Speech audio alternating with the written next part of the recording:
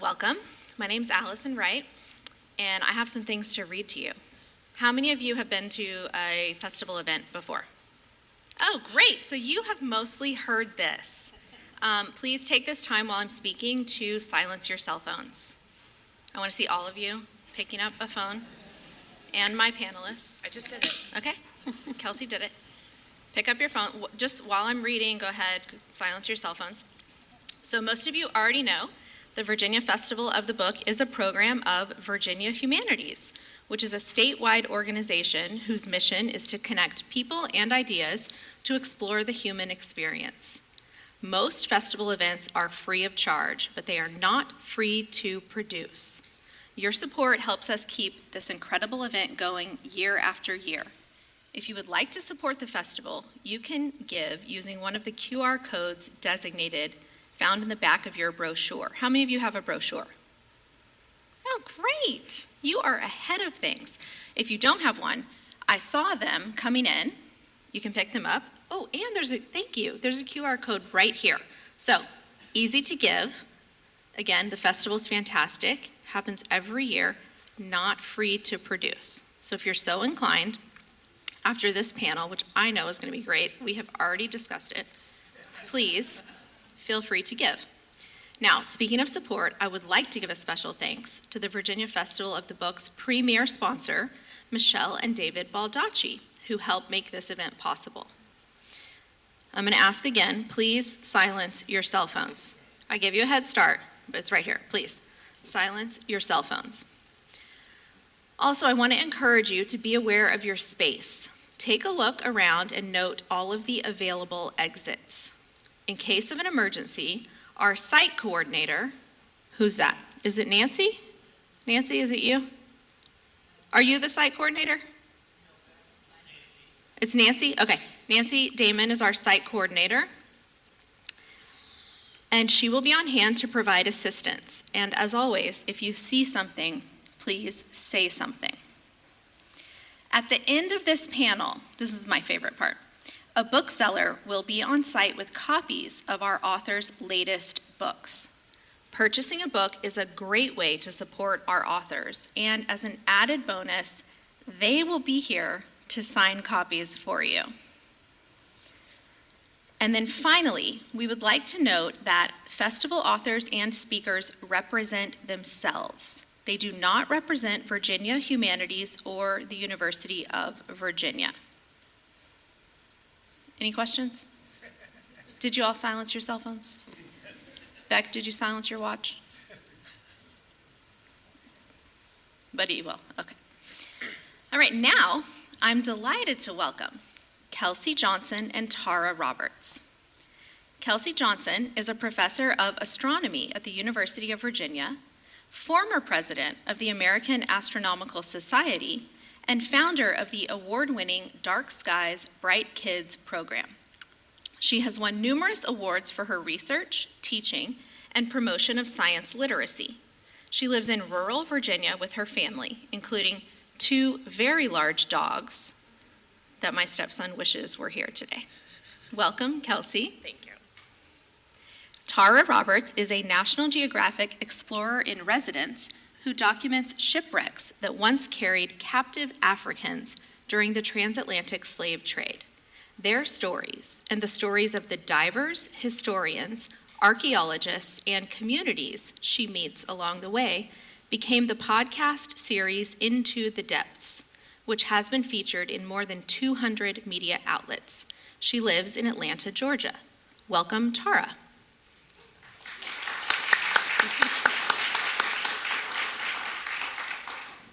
And we're going to start off today hearing a little bit from both of these authors in their latest books. We'll start with Kelsey, since I did your intro first. Okay. Well, first of all, it is a gorgeous Saturday, so thank you all for coming out instead of being in your gardens, which my family is.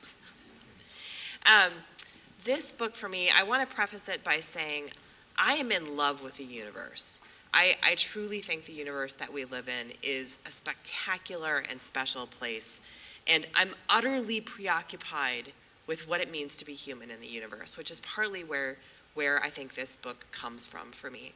And my perception is, and I'm curious to know how many of you might share this, that in modern life we're becoming increasingly disconnected from the natural world in general and the universe in particular, and I happen to think this is not a great thing. And with this comes a disconnection, I think, from the really big, beautiful existential questions that I think sit at the core of what it means to be human in the universe. So I'll read a brief excerpt from my book to sort of set the stage. To be sure, we humans have learned a lot, and we seem to have more or less understood the world of our everyday lives. So you can be forgiven if you think we already pretty much know everything. But I'm writing this book with the hope of dislodging that comfy notion from your brain. Considering how limited and provincial our experiences are, I find it astounding that we've even figured out as much as we have about the universe. One of the reasons our world seems to make sense is simply that we are used to it. It's easy to go about normal daily life and take basic things for granted. They just are. For example, right now, and this is true I think of almost everyone in the room, you might be sitting in a chair or standing on the floor, or sitting on the floor but hopefully not standing on a chair. And that's just about the most everyday kind of experience you might have. Take a generous moment and think about how gravity is holding you down, literally pulling your mass toward the mass of the earth. Why does gravity do that? Just because it does is not a very satisfying answer. And if you've had the pleasure of interacting with kids, they might let you know just how unsatisfying just because is as far as answers go. While we're on the topic, what even is mass? To be fair, we do know a bit about what is under the hood as far as mass and gravity go, but just because I know there is an engine under the hood of a car, that doesn't mean I know how it works, and which is factually true in my case. Coming to terms with the unfathomable insignificance in the cosmos may be impossible. The scale of the universe and space and time extends so far beyond our ability to comprehend that sometimes I feel the best we can do is try to comprehend that we don't comprehend. Even for astronomers who think about these concepts daily, the full scales of time and space are largely abstractions many of us have become desensitized to, perhaps out of necessity to keep our sanity. Staring into the abyss every single day can take a toll if one doesn't get a touch habituated to it. Yet here we are on this tiny little speck of a planet, trying to understand not just this little speck that we call home, but the whole universe. I'll stop there. Thank you. Tara. Hello. I have to tell you that this is my first ever book festival.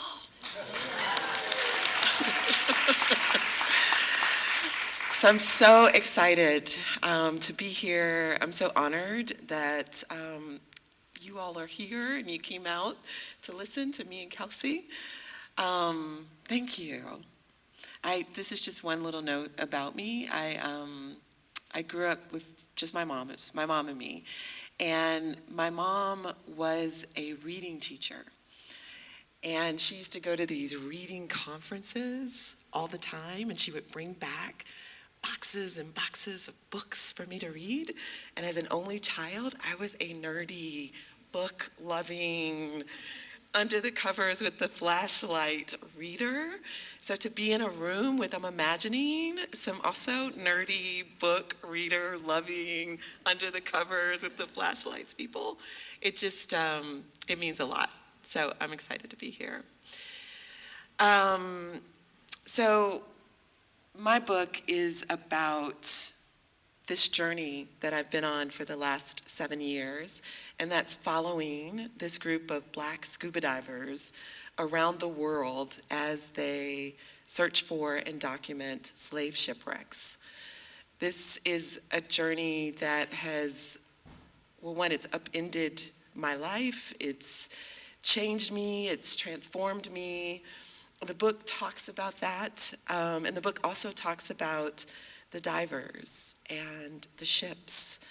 And I hope that it gives a different perspective about this history. So the excerpt that I'd like to read to you is an example of another perspective on this history. And this is the only time I tell this perspective in this way, and it's an imagined perspective of a ship.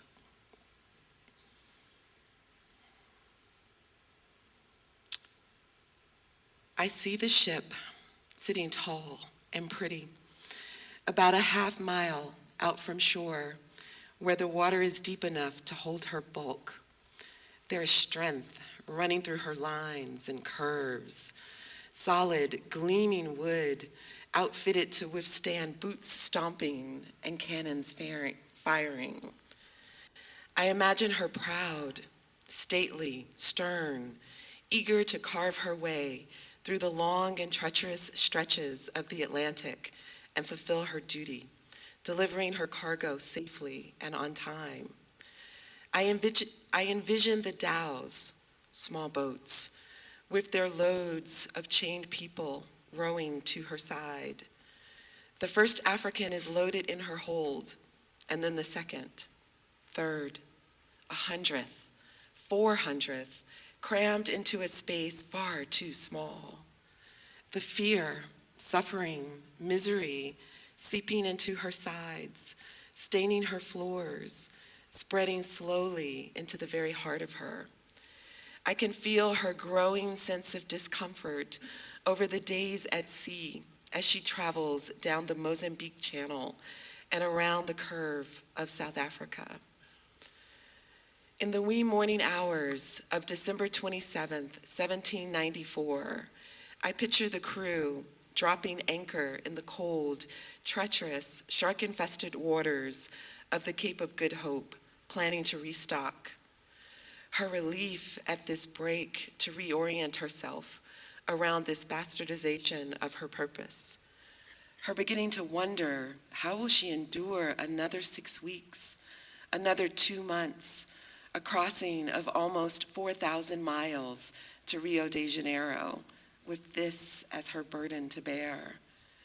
But before the anchor can find purchase, the wind picks up and begins to toss her around.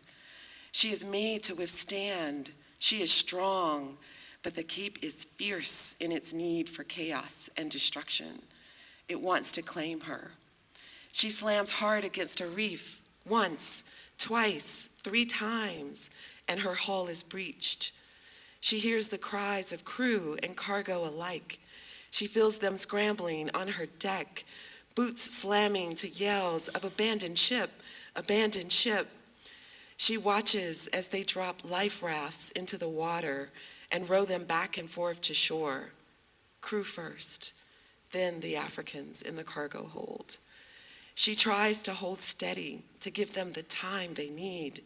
Her job, she remembers, is to deliver her cargo safely and on time. She keeps her nose up, fighting the Cape, but she can feel the life snuffed out inside her, the bodies bumping against her sides. The crew all make it to shore safely, but they save only half the Africans. So many people gone. It breaks her. The Cape of Good Hope claims her greedily. It takes maybe 3 hours for her to sink, for her nose to dip below the surface of the water on a diagonal trajectory to the ocean floor. The cold of the water takes her breath away. She sinks in slow motion. Sand around her swirls violently. Startled fish dart away, disturbed by vibrations of a muffled boom. Then silence, then settling, then all returning to normal. A day passes. Her disintegration is slow. The current tears cloth from sails and sweeps pots and pans across her edges. She tried her best. Or did she wonders. Was the burden of the misery too much to bear? Did she give up too soon? Maybe more of the bodies in her hold would have made it if she could have held out longer. But to what end? To more suffering? To more misery? It's not her job to think of such things. She only regrets that she didn't fulfill her duty. A month passes. Bacteria and worms chew through her beautiful wooden deck beams. They nibble at flesh that nourishes them for a long while. The currents twirl her broken body this way and that in an intimate dance.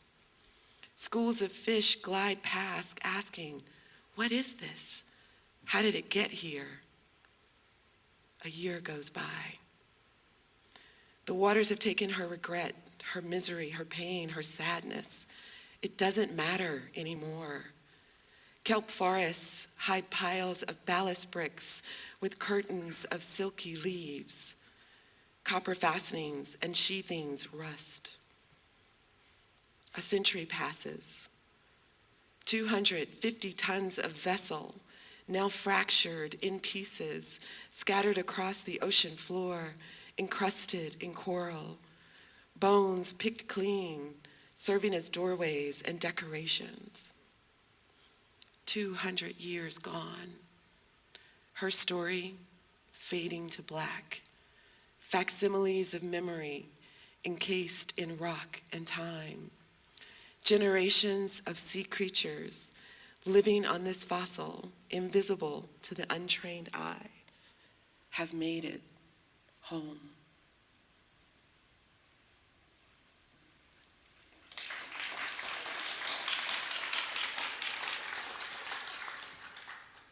Thank you, Tara.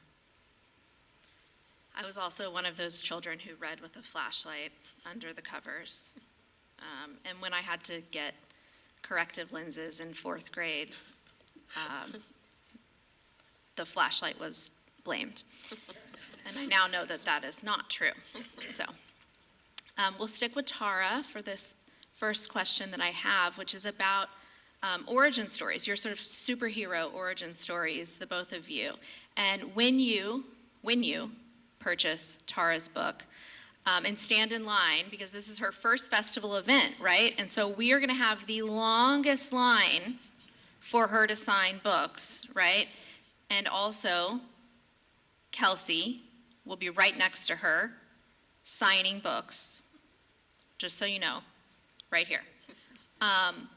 When you purchase Tara's book and read it, you will hear more about her mom, who sounds like a wonderful human, and you will learn a little bit of what led Tara to this work. But let's give them just a brief entry into that, if we can.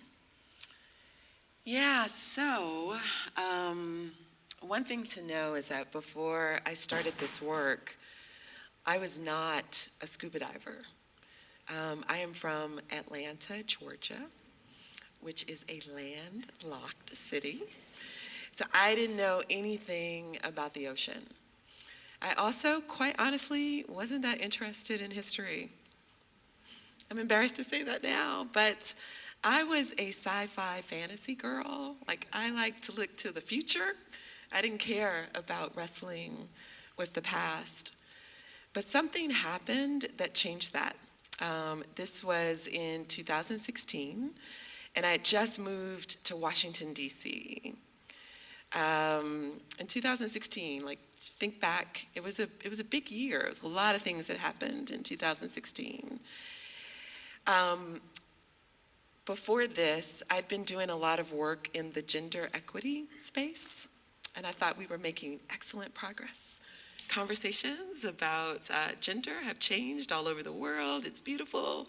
I feel like I contributed to some of that. It felt great. But in 2016, what I started to notice was that there was a fracture. Or I'll say it this way, I felt like the conversations and the national consciousness around race seemed fractured to me. And I mean, I'm a black girl in this world. I'm always like aware of racial conversations. But in 2016, it just felt like there were so many fractures. And I wanted to do something to help heal the space, but I didn't know what to do. And then I got a ticket to the National Museum of African American History and Culture. Has anybody been to that museum? What? Oh my God, like almost most of, okay, that's fantastic. You understand, like it's an incredible museum that tells history in such a powerful way. Well, I went to that museum, and even though I, was a little afraid of history, I felt like I had to go because it was such a big deal that it had opened. And I went, and I ended up on the second floor, which is this tiny floor that maybe most people skip because it's a little archival floor. But on that floor was a picture, and it was this picture that completely changed my life. It was a picture of a group of primarily black women in wetsuits on a boat. I had never seen a picture of black women in wetsuits on a boat before. I was like, oh my God, who are they? Like, talk about superheroes. They looked like superheroes to me. They made me remember my dreams as a kid. I told you I was a sci-fi fantasy kid. My favorite book of all time back then was Madeleine L'Engle's A Wrinkle in Time. Me too. Like, right? Right? Right? Okay, book club. Okay. And I need to read it again. Like, I used to read it every year. I love that book so much. I used to dream that Mrs. Whatsit would come and knock on my window and invite me to come and help save the universe. Like, that's how invested I was. But as I grew up, I started to realize that all of the characters that I loved in these books didn't look like me. Like, now that's changed. There's so many wonderful books that are out there. It's beautiful, that have a diversity of characters. But when I was growing up, nobody looked like me. And so I began to think that having an adventurous life, that wasn't something that I could have. So to be in this museum and to see that picture of those women, it stopped me. And then when I read to hear who they were and what they did, I discovered that they were a part of this group called Diving with a Purpose. And that what they did was to help search for and document slave shipwrecks around the world. And it made me think, not only are they adventurous, but they're actually on like a real life quest to help change something in the world. So I wanted to be a part of them somehow. And I called them up in the museum and joined the group. And I didn't join thinking that I would tell stories about them. I just wanted to be a part of the work. But it was after training, after getting my scuba certification, starting to hear the stories about these ships and about the diving, that I was like, oh my God, this is incredible. People should know about this work. They should know about this history. Oh my God, maybe this is a way that I can help heal the space. So that was my long story of how I started. Kelsey, tell us a little bit about your origin story. Well, coming after Tara, this is really totally unfair. I don't think so.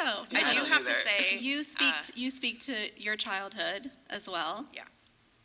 So there is, okay, so speaking of childhood, I do actually reference A Wrinkle in Time in my book. So I'm just going to say the power of children's literature should not be underestimated. What I think is really, what is the right adjective? I need more humanists in my brain to tell me the right words here. Humbling is not the right word. Unsettling might be a better word. I'm deeply embarrassed, especially coming after Tara, to share that my origin story was not really about helping anyone other than myself. And I kind of have to own that, I think. But I have a love-hate relationship with this question. I'm sure, Tara, you get it a lot. I get it a lot as an astronomer, like, why did you become an astronomer? And there's the polite answer that I will, give someone who's sitting next to me on an airplane when I don't really want to have the conversation and I don't know them. And then there's like the real answer. And the real answer for me is harder and more awkward, but you're going to get it. So whether you like it or not. It's actually really interesting for me. Tara and I only just met like half an hour ago, just so you know. But we have many commonalities, and one of the things that I have now learned that we share is that we grew up with single mothers as only children. And my origin story truly actually starts, I think, as with many of ours, before I was born, which might sound a little bit odd. But it's relevant because, and this is where things get awkward, I came to learn, actually after my mother passed away, and everything clicked, that she got pregnant to try to trap my dad into a relationship, and that did not work. That backfired. And fast forward and skip over lots of details, that resulted in her raising me by herself, way under the poverty line and really struggling to make ends meet. She turned mostly, I think, to alcohol. She didn't really have a support network. She did her best, right? I really want to give props to single parents who are doing their level best. But she turned to alcohol, and that manifested in a number of ways, including abuse. But one of the ways that was, I think, one of the reasons, I promise I'm coming to a point here. One of the reasons that I think for me, trying to understand my place in the universe has always been, as long as I can remember it, central to my being, is because as long as I can remember into my childhood, my mom told me that she wished she'd had an abortion. And so, sorry, now I'm gonna get all like, pull myself together, Kelsey. So you can see why this is like not a story I'm gonna tell someone on an airplane. But so as long as I can remember, like really truly my earliest memories are trying to wonder why I existed in the universe. And early on for me in the culture and the home I was brought up in, the only lens I had to do that through was religion. And eventually school did its thing, and fortunately I had some fabulous teachers who really worked with me and did some extraordinary things and helped to open my eyes to other ways of understanding the world. But for me, really my origin story is desperately needing to know, and if there are any like psychologists in the room, we could dive deep on this, but desperately needing to understand my place in the universe. So really truly almost all about me. And I do hope that in my adult life, trying to work with, especially with children, both in the K-12 system, and I will still call college students children, forgive me. Like, they don't really have a prefrontal cortex yet, so I think it's okay. It's really, really important to me to try to do the best I can to convey some of the richness of the universe that we live in to everyone who is a part of it, which, by the way, is all of you, right? It's so easy, I think, to be mired in the day-to-day and what you're going to make for dinner and what clothes you're going to put on in the morning and who you might be in a fight with and what's going on in social media, that we forget that we are part of this really grand, marvelous, beautiful thing that we don't understand. And so for me, that just has become a core of who I am and something I really want to share with everyone because I think it makes us all more human. And so much of what you do in this book, which all of you will learn when you read it, is you've taken your quest to understand, as the subtitle says, your quest to understand, right, this world, and you're helping all of us understand it. So whether or not you think that you were self-motivated as a child, you've taken that self-motivation and you've given us all this gift in this book. Well, thank you. I hope so. You absolutely have. And everyone else who hasn't yet read it will learn that. Kelsey, I'm going to stay on you for this next question. You say in your book that, and I'm paraphrasing here, but part of what underpins this book is three things: science, philosophy, and theology. Is that accurate? Totally accurate. Okay. And Tara, I think that that's fair to extend to your book. I would add maybe spiritualism, perhaps. I don't know if you agree with that. I think both of your books and both of you really are making discoveries in your books. You're writing about discoveries that you have made. And so I'm wondering, Kelsey, if you want to go first, if you want to share with us perhaps a surprising discovery that you've made in your work or that you're writing about here. That is such a good and hard question, because then we have to sort of pick favorite children, which none of us like to do. Doesn't have to be a favorite, just a surprise. Well, one of the things that I think is very true of many scientific fields, and certainly true of astronomy, and I'm sure is true of Tara's work as well, is that, for example, in my line of work as an astronomer, when I am getting new images from the universe, from whatever telescope it might be, I am seeing light that no one in the history of humanity has ever seen before.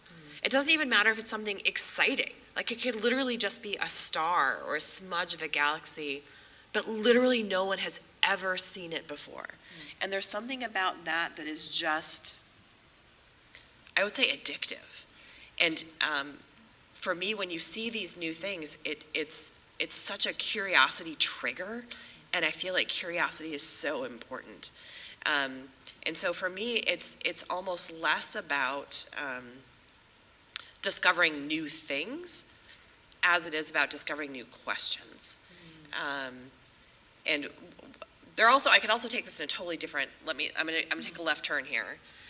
One of the things I discovered sort of intellectually, and this took me a long time to get to, and I didn't get to this point until I would say graduate school, was the discovery of what I would argue is really human hubris in terms of what we think we know. And where this landed with me in grad school was in discussions and debates about where the universe came from, which happens to be one of my favorite unanswered questions. It's got a big old chapter in here. But in physics, the party line is usually something along the lines of a quantum fluctuation, which is fine. That's still on the table as an explanation. But what I had to discover, what I had to learn, was that if you pushed people past that, they didn't know where that quantum fluctuation came from either. Right? And it took a long time for me to realize that it wasn't just that I didn't know, or that I was too stupid to understand, or that they weren't explaining it to me because I wasn't ready for the canon of knowledge. They didn't know either. And I think when I'm phrasing this as a discovery because it really was an epiphany for me at one point, realizing, wait a second, they don't know either, and it's not just me.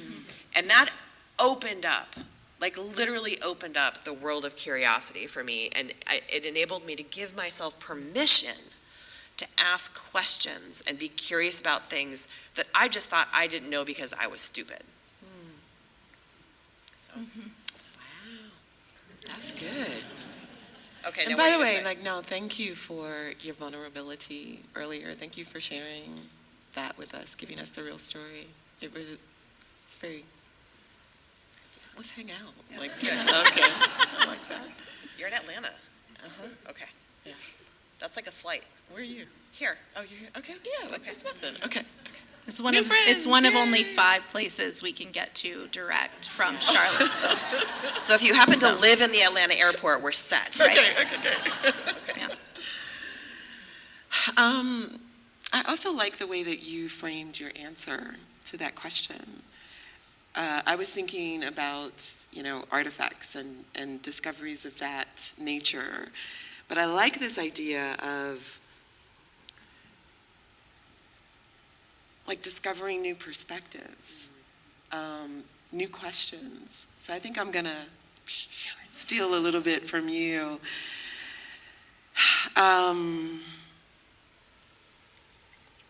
Yeah, I'd say I have 2 different perspectives on this history that I didn't have when I started.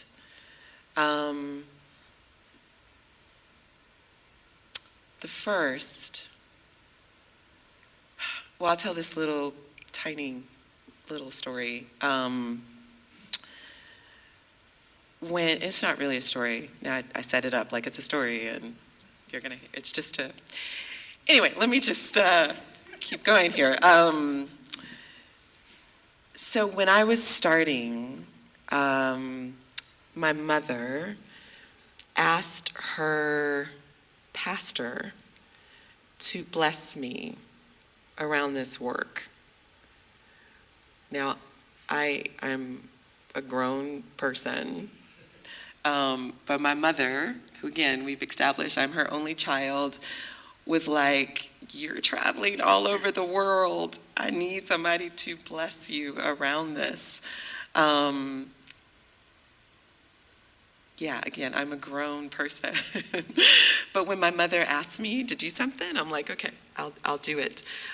So her pastor blessed me by saying that I needed to ask the permission of the ancestors. And I needed to ask them to guide me and to show me the way.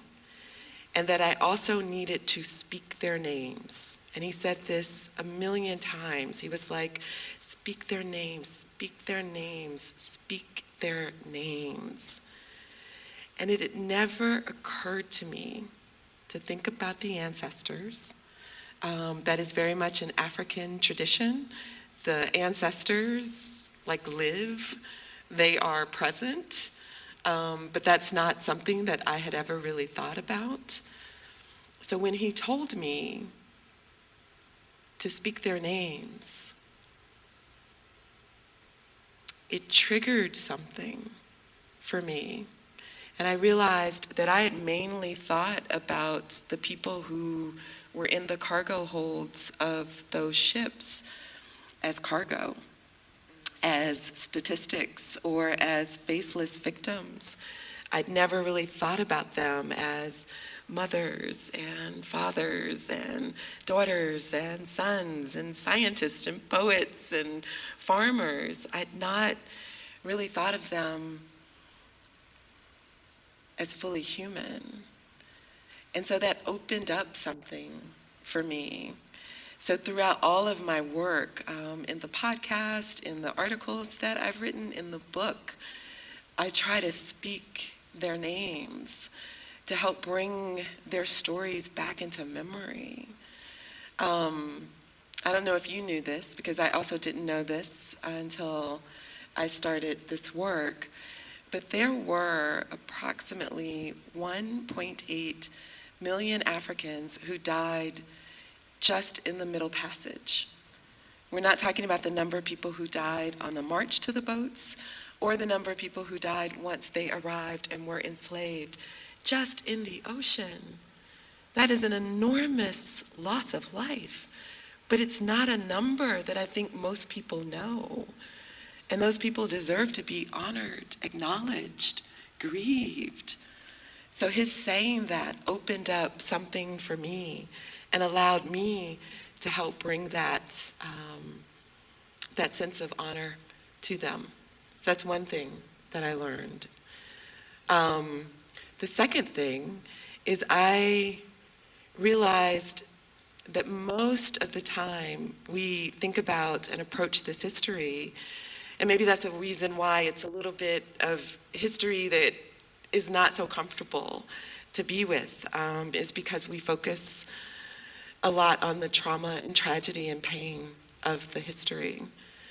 But what I realized, the more that I did this work, was that the transatlantic slave trade is one of the most monumental events in human history. It changed everything. It created the foundation of the world that we have today. It built wealth, it destroyed wealth, it ushered in the rise of geopolitical powers that are still dominating today. It changed coastlines and landscapes. It created the trade routes that we still live today, or we still use today. It created our world. And it also, And this is the thing that really is the discovery for me. The transatlantic slave trade connected us in a way that cannot be undone. There's a way that Africa, Europe, North America, South America, and the Caribbean are interwoven in a way that we can't pull the threads out. If you just think about the transfer of cultures, of religions, of philosophies, of ideas, of goods, of people, we are a part of each other. And if we are a part of each other, could things change if we recognize that connection? Could that change how we see each other? And if how we see each other changes, could that change how we think we're responsible for each other? So I have another way now of looking at this moment in history, which was horrific and tragic, but it was also something that brought us together. So what if we lean into that? Could that change something? That was not something that I expected to come away from this work with, but I did. And there is a chapter toward the very end of your book that I think resonates with this idea of speaking the ancestors' names. And I won't give it away. I'll leave it to you to read. It's incredibly powerful. And there is a chapter Kelsey alluded to on what is knowledge in her book that I think is also incredibly illuminating in different ways. So again, you'll have to find out for yourselves. I'm not going to give it away. I do have other questions, but I think it's probably time to open it up to the audience. What do people want to ask? Yes. Do we have a traveling microphone?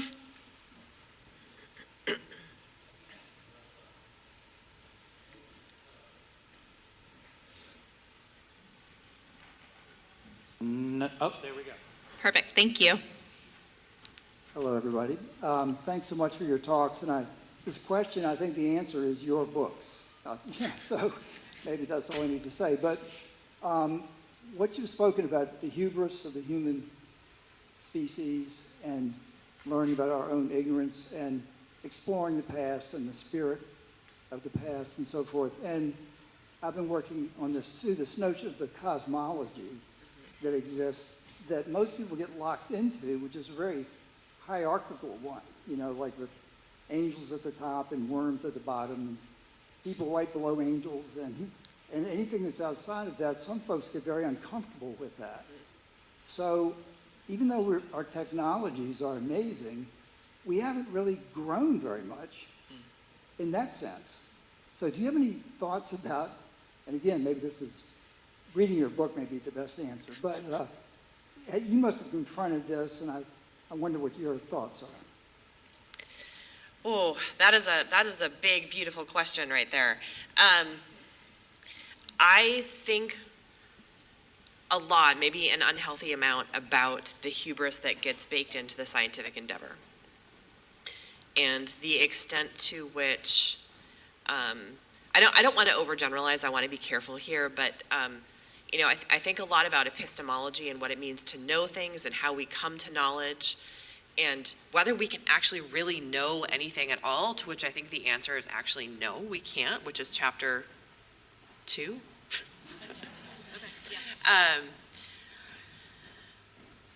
But I think there is real, if I understand the gist of your question, to me there is real important value in trying to see things from different perspectives, with different assumptions and different backgrounds coming in. And when in our culture we privilege deep, narrow learning at the expense of a broad education, I think we start to lose that. One of the things I am super mindful of, because your point with me about have we really come that far in the last 100,000, 10,000 years? In some ways we have, demonstrably, but in some ways we haven't, in terms of how we think about the cosmos and cosmology. One of my favorite favorite anecdotes that gets baked into a lot of cosmological explanations is this analogy of turtles all the way down. I don't know if any of you have heard this analogy. I will say I did, this is a tiny bit of self-promotion, I did turtle illustrations throughout the book to pick up on this turtles all the way down analogy, but it goes like this, right? Well, you might ask, well, like, what is the earth sitting on? And in various cultural traditions, it's sitting on the back of a turtle. Well, then what is that turtle on? Well, it's on the back of another turtle, and so on and so forth, and we end up with this infinite regression. Now, I don't know any modern scientists who really believe the earth is on the back of a turtle, but as we get into this infinite regression, we are still fundamentally in the same place with turtles all the way down. And one quick note that I really feel like I have to bring up at every opportunity, and you've opened a window here for me to do it, so I'm going to jump in that window, is this thing about human hubris that drives me absolutely batty, is an awareness that our DNA, yes, I love this, yes, go, is only 1.2% different than chimpanzees. Now, I don't know about you, but I'm pretty sure I could not teach a chimpanzee how to do calculus or thermodynamics or quantum mechanics, and our DNA is only 1.2% different. And yet here we are as humans. I think many of us, maybe not you, but many of people who live on the surface of this planet tend to think that we're like the apex of evolution. And if something is understandable, then we ought to be able to understand it. And I really like to remind us, like, what if, now I'm not advocating for transhumanism or like genetic engineering here, but imagine that we were yet another 1.2% further intellectually evolved. What might we be able to think of or understand or comprehend, or abstract thoughts or theories we might be able to come up with only that little difference? And so let's keep our hubris in check. There's a lot that we might not understand because we can't understand it because we're humans. Yeah, or one of the many things I love about Kelsey's book is she's always reminding us that we just don't know yet, right? And so maybe someday we will know the answers to these questions, but we don't know yet. It's a very approachable book. I highly recommend both. There was another question. Were you over there first, sir? No? Okay, go ahead. I was wondering, just recently, I think it was this week, there was news came out about a weakening of dark energy or something of that sort, and that the universe may be slowing in its expansion, and it could be possibly a big crunch. So I know that's a huge thing for the future. But anyway, I just give us a short answer. Answer that to cosmological question. There's a chapter on dark matter also. And dark energy. Yeah. I love that you asked for a short answer. Let me give you a short answer. A short answer is A+ for staying up to speed on the science news. There's a really interesting development in cosmology right now that I don't think we have time and space to go into now, but in the signing room after you buy the book, we can do that. There you go. But there's a really interesting development in cosmology that is putting some tension in our understanding of some of the things that are happening in the universe, and you are spot on. This could be something that we get a better understanding of, and it kind of fizzles out, and we're back to status quo, or it could be a big paradigm shift on the horizon, and we're sitting kind of on that precipice right now, so it's a really exciting thing. But we can talk more later. I don't know that everyone wants a lecture on dark energy, but I'm there for it if you do.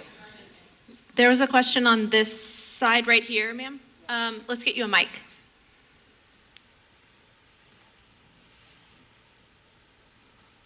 Hi, this question is for Tara, and I just want to preface it by saying I listened to your podcast and made it through that pandemic. It was amazing, wow. So thank you for Another that. great recommendation. So my question to you is, could you maybe share some of the, you started talking about kind of rituals, this blessing that began your work, and what are some of the important rituals in encountering these slave ships? There are different ones for different ships, but I'll tell you very briefly. I tend to get a little long-winded, but very briefly I'll tell you one ritual that I think I think it was really beautiful. There was a ship that was found, the ship that I read, the South Jose Paquete Africa, the one that I read from the book. It was found in Cape Town, South Africa. And when they found it, they realized that the people in the cargo hold were the people of the Makua ethnic group, people who lived in northern Mozambique. And so when the crew discovered the ship, they discovered where they were from, they decided to send word back to the Makua descendants to tell them what had happened to their ancestors. And the Makua people rejoiced because they finally knew what happened to their ancestors. And so they held a celebration to honor them. And they had this moment with music and dance and food and speeches. And at the end of it, the Makua chief handed the head of the delegation this gift, and it was a cowrie shell encrusted basket. And he reached down and he put soil from Mozambique into the cowrie shell encrusted basket. And then he charged the leader of the delegation with going back to South Africa and pouring the soil on the site of the wreck so that his ancestors could touch home for the first time in over 200 plus years. And so the team did this. They went back to South Africa and they chose an African American, a South African, and a Mozambican to do the ceremony. And I wasn't there.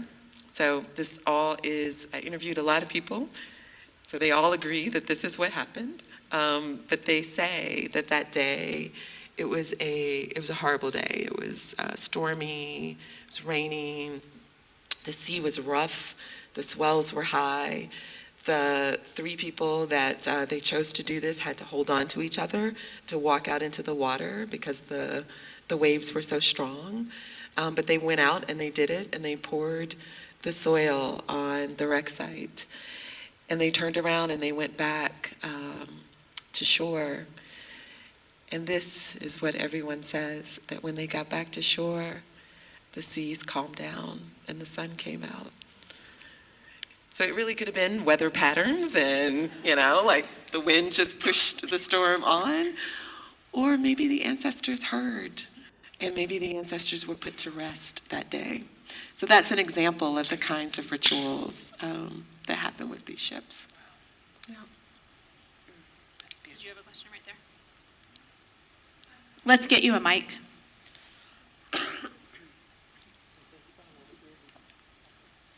Right here. I was wondering, being women in science, both of you, how that played a role in, for good or for bad, in your experiences. You want to take a shot at that? Yeah, see, I feel like a pretender. I'm a storyteller, and I jumped into the sciences to tell this story.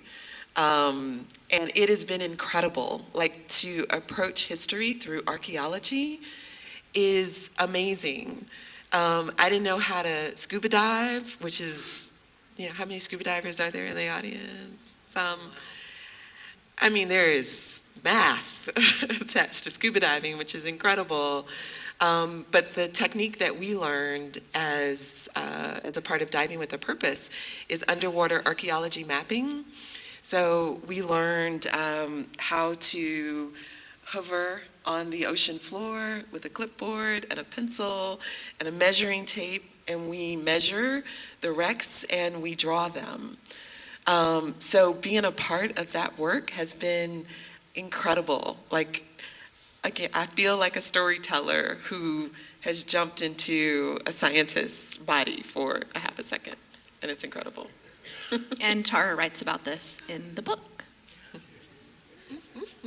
I wish we could all just jump into other things and inhabit them for just little bits of time. It's so fun.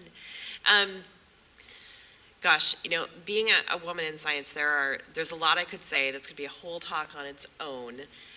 What I wanted, I guess, I don't like leaning into the tropes, right? There are lots of tropes out there that are true, right? They're sort of tropes for a reason. But I do like to flip it a little bit. I mean, yes, it's hard. Yes, I was often the only woman. Yes, I am continuously, even last week I had a terrible meeting where I was condescended to and mansplained by this dude, and I was just like, do I need to pull out my credentials on you? So I think there's part of it that's developing a thick skin, which I think is unfortunate, but it is something that happens, for better or worse. But I really like to flip this though, because yes, I think when you are the only one of whatever it is that you happen to be in whatever field it is you happen to be in, it comes with lots of, I think, pressures and expectations and baggage. But there's a positive side of that, and that is, one of the things I've really, I think, come to value now firmly in middle age is that I have a different perspective on things. And for much of my career, that felt alienating or isolating, or like I must be wrong, or I must be crazy, or clearly I didn't get the right memo. But in middle age, I've really come to think, wait a second, that's actually kind of a superpower, right? That I can think about things differently. I come to things with a different perspective, with a different lens, with a different, in many cases, level of emotional intelligence and empathy. Thank you for laughing about that. And the other part of that I think I'm trying to claim as a positive, I think many of you have probably heard of the imposter syndrome. Many of you have probably lived the imposter syndrome, where you are sure you're going to be found out as not being good enough to be doing whatever it is that you're doing, which is very, very real, and I think especially prone for people who are one of the only, the only woman, the only African American, whatever it happens to be, the imposter syndrome is there. But flipping that on its head, a little bit of imposter syndrome, I think, is actually a really good thing. Because when you meet people in the sciences who have no imposter syndrome, they are insufferable. And I think imposter syndrome brings with it some humility. It brings with it an eagerness to grow and to learn and to know when you're wrong, that I think is actually a superpower. Too much imposter syndrome becomes debilitating, and that is also a problem. But a little bit of imposter syndrome, I've really come to think, you know what? That's not a bad thing. So I'll cut myself off. Well, you also write a little bit about skepticism, right? And the usefulness of skepticism, Yeah. which I think is not unrelated to imposter syndrome. True. Also. Is this the last question? Or do we have time for two more? Okay, we'll do two more. One here and then one here in the front. Thank you very much. I just want to say this has been an incredible presentation by all three of you, and I'm just impressed more than you know. And I appreciate you sharing everything that you have. Tara, I read about you in National Geo, 2-3 years ago, and being a diver myself. And that's a big step for a gal from Atlanta. But I would be interested maybe of interest to more people than just divers, is your experience meeting some of the people in some of these countries where you may have been diving on shipwrecks nearby? Yeah. Wait, let me make sure. Your question is, did I meet people in the communities where the ships are? Yeah. The book focuses on Mozambique, South Africa, Senegal, Benin, Togo, Costa Rica, St. Croix, Alabama, Mobile. Sri Lanka. Sri Lanka, oh, that's right, and Thailand, and Edenton, North Carolina, which is where all my people are from. So it's a bit of a travelogue as well, and the book, I talk a lot about the communities and the people that I meet who are brilliant and incredible, from archaeologists and historians to descendants of people who were on the ships, to community activists, to students. Like, it's all of these people that I am meeting and talking to who really transformed the way that I think about this history. So yeah, thank you for asking that. It's a whole community.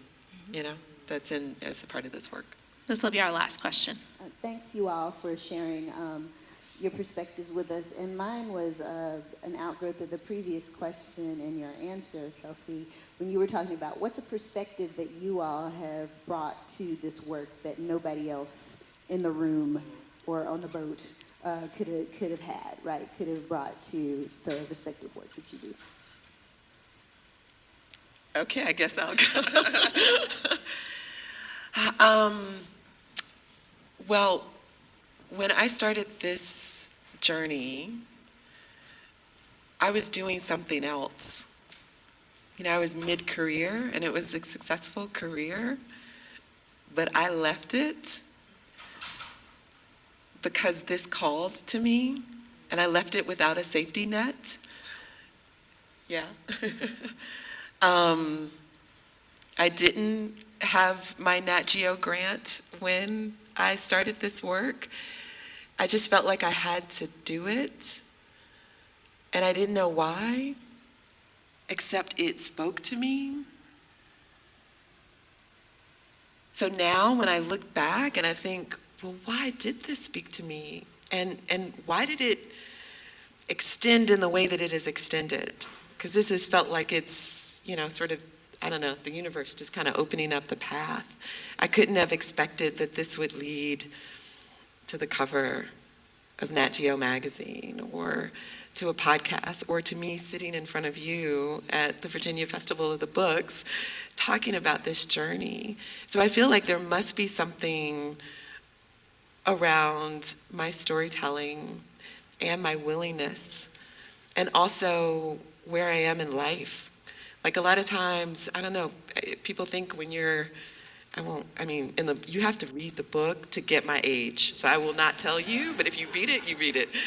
But a lot of times, the starting something new, people think that happens when you're in your 20s. And like, that's who gets to do that. But I'm far away from my 20s. And I stepped away from it all to step into this world and to travel, not knowing where it would lead.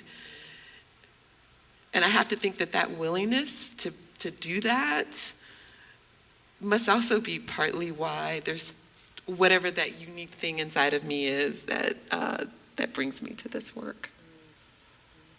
Okay, I'll stop. Yeah. Go ahead. Okay.